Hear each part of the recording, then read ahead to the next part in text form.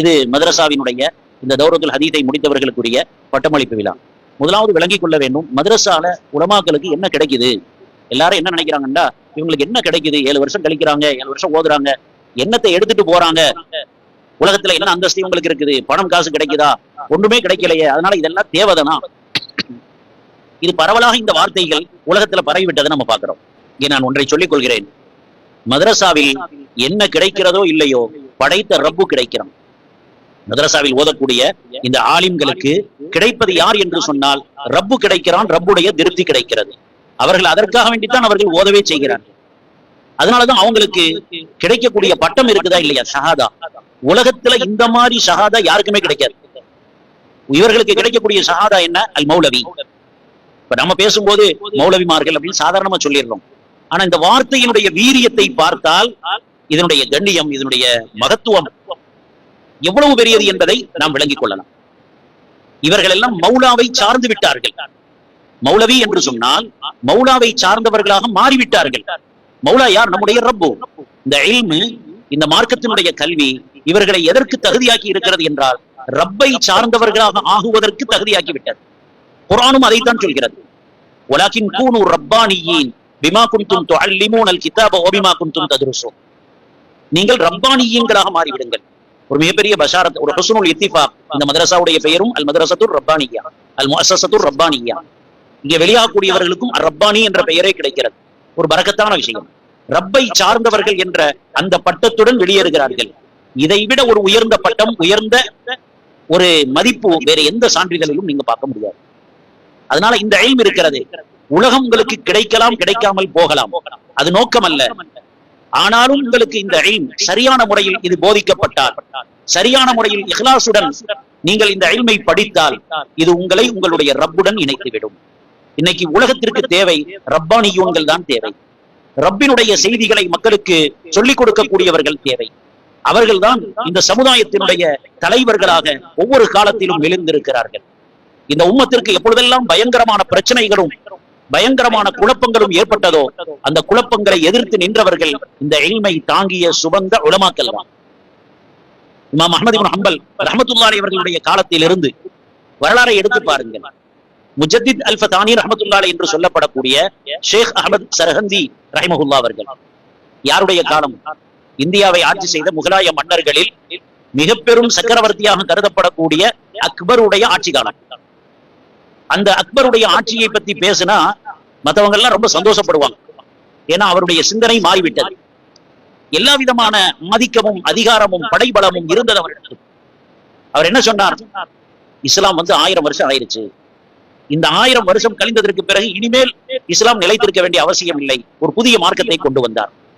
தீனே இலாஹி என்று சொல்லப்படக்கூடிய ஒரு புதிய மார்க்கத்தை கொண்டு வந்தார்.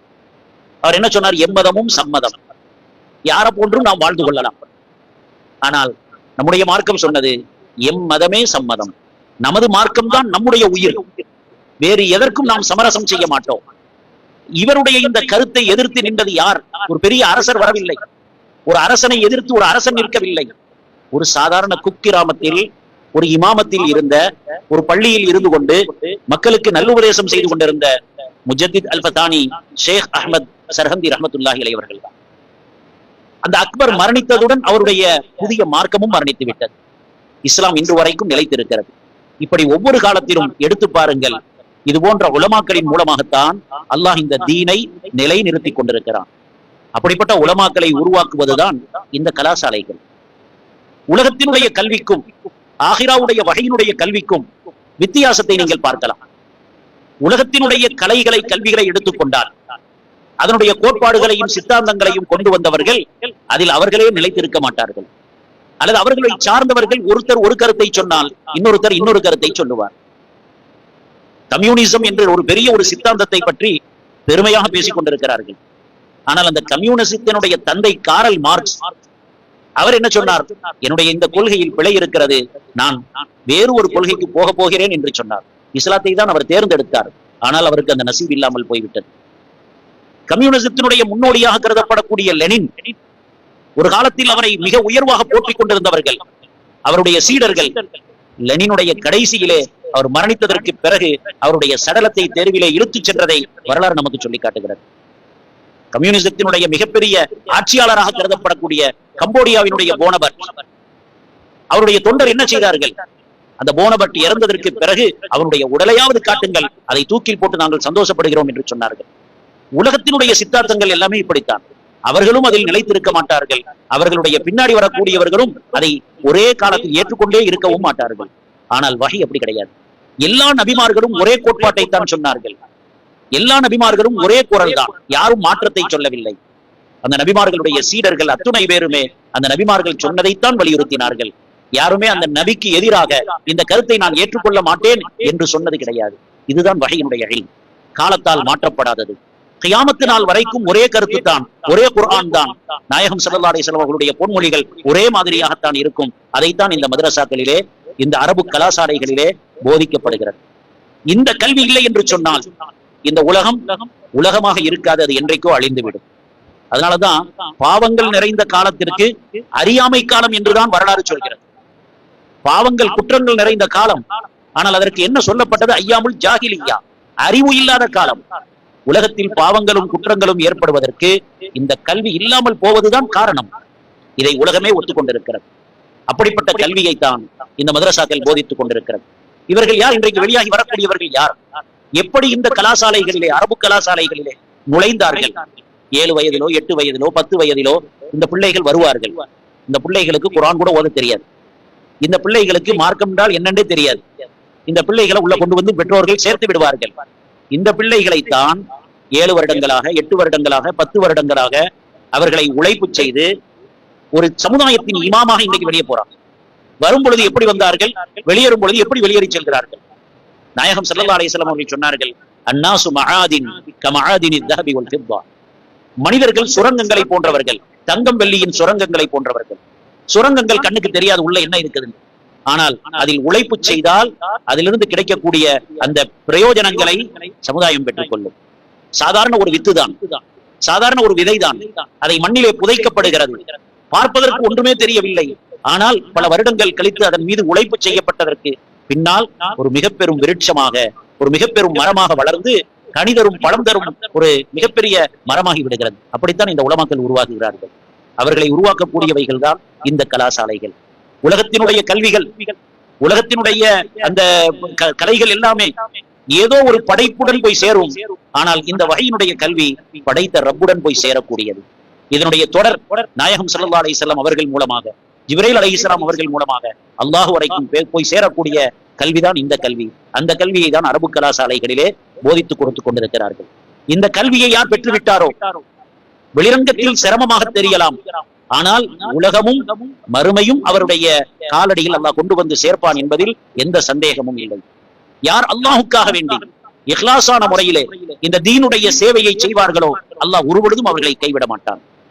சாதாரணமாக எங்களுடைய வீட்டுல ஒரு பங்களா கட்டி இருக்கிறார், அதுல ஒரு வாட்ச்மேனை வச்சிருக்கிறார். அந்த வாட்ச்மேனுக்கு என்ன வேலை? வீட்டை பாதுகாக்கிற வேலை. அந்த வீட்டை பாதுகாக்கிற வேலை அவருடைய வேலை. அந்த வாட்ச்மேனுக்கு எந்த அளவுக்கு இவர் மரியாதை கொடுப்பார், அவருக்கு சரியா சம்பளம் கொடுப்பார், அவருடைய உணவுடைய தேவைகளை இவர் பூர்த்தி செய்கிறார். தன் வீட்டை பாதுகாக்கிறவனுக்கு ஒரு சாதாரண மனிதரே இவ்வளவு கண்ணியப்படுத்துகிறார் என்றால் தன் மார்க்கத்தை பாதுகாக்கக்கூடிய இந்த அறிஞர் பெருமக்களை அல்லாஹ் கைவிட்டு விட போகிறான்? நிச்சயம் கைவிட மாட்டான். ஆனால் ஒரு நிபந்தனை, நீங்கள் அந்த மார்க்கத்தை பாதுகாக்கக்கூடியவர்கள் உங்களுடைய நோக்கத்தில் உறுதியாக இருக்க வேண்டும். என்ன, எதற்காக இந்த கல்வி உங்களுக்கு கொடுக்கப்பட்டது? இமாம் கஸாலி ரஹ்மத்துல்லாஹி அலைஹி சொன்னாங்க, தலபுல் இல்ம லிகைரில்லாஹ் ஃபஅபா அன் யகூன இல்லா லில்லாஹ். நாங்கள் இந்த கல்வியை தேடியது ஆரம்பத்தில் என்னென்னமோ நோக்கத்துக்காக வேண்டி தேடினோம், அல்லாஹ் அல்லாத வேறு ஏதாவது ஒன்றுக்காக தேடினோம். நல்ல பட்டம் கிடைக்க வேண்டும், அரசாங்க உத்தியோகம் கிடைக்க வேண்டும், மக்கள் எங்களை புகழ வேண்டும் என்றுதான் நினைத்து நாங்கள் இதை படித்தோம். ஆனால் இந்த இல்மை படித்ததற்கு பிறகு இந்த கல்வி எங்களை எப்படி ஆக்கிவிட்டது என்றால், நீ வேற எந்த நோக்கத்திலையும் படிக்க கூடாது, அல்லாஹுக்காக வேண்டி மாத்திரம்தான் படிக்க வேண்டும் என்று அந்த கல்வி எங்களை தடை போட்டு விட்டது என்று இமாம் கஸாலி ரஹ்மத்துல்லாஹி அலைஹி அவர்கள் சொல்கிறார். நம்முடைய நோக்கம் இஹ்லாஸாக இருக்க வேண்டும். நான் என்னுடைய உலகத்தை சம்பாதிப்பதற்காக வேண்டி இந்த கல்வியை நான் பெறவில்லை, என்னுடைய பட்டங்களும் பதவிகளும் கிடைக்க வேண்டும் என்பதற்காக வேண்டி நான் இதை படிக்கவில்லை. நான் என் ரப்பை திருப்திப்படுத்துவதற்காக, என் மார்க்கத்தினுடைய ரப்பினுடைய மார்க்கத்திற்கு சேவை செய்வதற்காக, என் கல்வியை கொண்டு நானும் அமல் செய்ய வேண்டும், இந்த சமுதாயத்தையும் அமல் செய்ய வைக்க வேண்டும் என்பதற்காக வேண்டித்தான் நான் இந்த கல்வியை படித்தேன் என்ற உறுதியை நாம் ஏற்படுத்திக் கொள்ள வேண்டும். இதுதான் இல்ம். இல்ம் என்றால் என்ன? உங்களுக்கு தான் ஆலிம் என்று சொல்கிறார்கள். உலகத்தில் எந்த டாக்டருக்கும் ஆலிம் என்ற பெயர் கிடையாது. காரணம், குர்ஆனுடைய வழக்கிலே ஆலிம் என்றால் நீங்கள் தான். குர்ஆன் என்ன சொல்கிறது? அம்மன் ஹுவ கானித்துன் ஆனா அல்லைலி சாஜிதன் வ காயிமன் யஹ்தருல் ஆகிரா வ யர்ஜூ ரஹ்மத ரப்பி. இரவு பகலாக இறைவனை வணங்கிக் கொண்டிருப்பவன், அல்லாஹ்வின் அருளின் மீது ஆதரவு வைப்பவன், மறுமையை பயந்து கொண்டிருப்பவன், இவனும் இவ்வாறு செய்யாதவனும் சமமா என்று கேட்க வேண்டும். ஆனால் அல்லாஹ் அதை கேட்கவில்லை.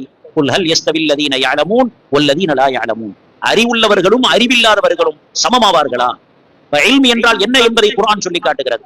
எந்த இல்ம் அல்லாஹ்வின் பயத்தை தருமோ, அல்லாஹ்வினுடைய ரஹமத்தின் மீது ஆதரவு வைக்க சொல்லுகிறதோ, எந்த இல்ம் இரவு பகலாக இறை வணக்கத்தில் உங்களை ஈடுபடுத்தப்படுகிறதோ அதுதான் இல்ம். அந்த இல்ம் உடையவர்களும் அது இல்லாதவர்களும் சமமாக மாட்டார்கள் என்று குர்ஆன் நமக்கு சொல்லி காட்டுகிறது. அதனாலதான் உங்களை பார்த்து சமுதாயம் ஆலிம் என்று சொல்கிறது.